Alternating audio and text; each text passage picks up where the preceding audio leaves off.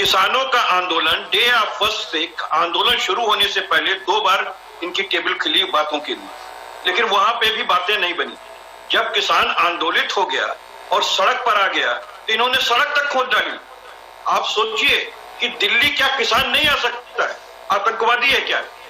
उस पर आप पानी की बौछारें मार, उस पर 13 किसानों की मृत्यु हो चुकी है। और हास्यास्पद स्थिति यह है कि आप कहते हैं कि ये जो हम बिल लेकर के आए ये किसानों के लिए बिल है और किसानों की आय दुगनी हमें करनी है, इसलिए ये बिल लेकर के आए।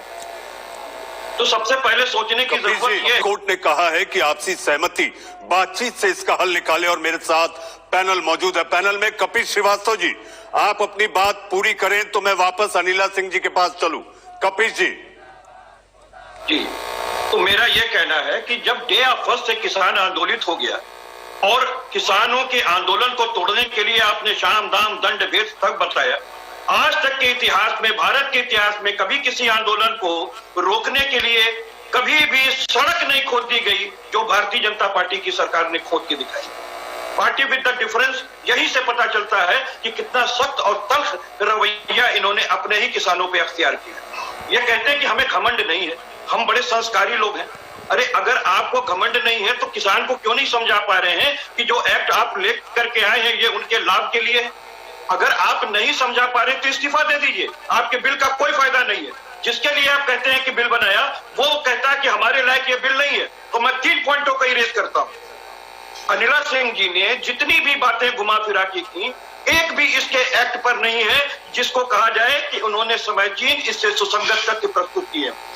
मैं पूछना चाहता हूं कि जब नरेंद्र मोदी जी ने कहा था पहले कि इसे जो है हम कानून का दर्जा देंगे, जब वो उस समिति के अध्यक्ष बनाए गए थे, उस समय वो सीएम थे गुजरात, उनकी कमेटी की अध्यक्षता में उन्होंने कहा था आज आपको से अगर कानून मांगा जा रहा है कि आप किसानों को एक कानून दे दीजिए ताकि करार जो है वो संविदा में परिवर्तित हो जाए और उसका एग्जीक्यूशन वो माननीय न्यायालय से करा सके और उसको एक संरक्षण मिल जाए कि जो व्यक्ति उसके साथ गलत काम करेगा एमएसपी पे उसकी खरीद नहीं करेगा।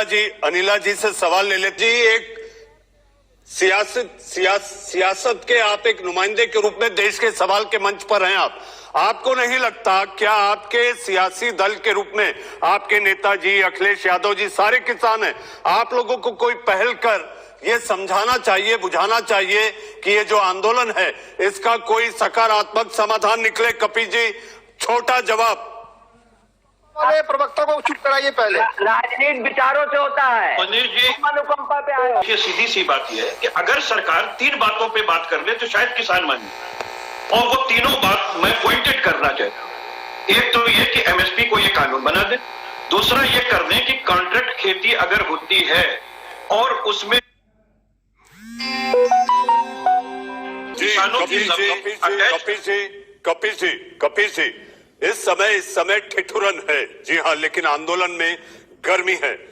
आपको नहीं लगता क्या आपके सियासी दल के रूप में आपके नेताजी अखिलेश यादव जी सारे किसान हैं, आप लोगों को कोई पहल कर ये समझाना चाहिए, बुझाना चाहिए कि ये जो आंदोलन है इसका कोई सकारात्मक समाधान निकले? कपिल जी, छोटा जवाब।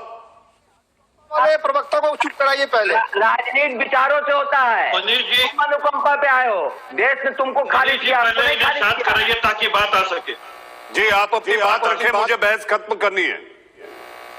जी, मैं ये कह रहा था मनीष जी कि बहुत देखिए सीधी सी बात यह है कि अगर सरकार 3 बातों पे बात कर ले तो शायद किसान माने, और वो तीनों बात मैं पॉइंटेड करना चाहता हूं। एक तो ये कि एमएसपी को ये कानून बना दे, दूसरा ये कर दें कि कॉन्ट्रैक्ट खेती अगर होती है और उसमें अगर किसी भी प्रकार का कोई घाटा आ जाए तो किसानों की कपिल जी, इस समय ठिठुरन है, जी हाँ, लेकिन आंदोलन में गर्मी है।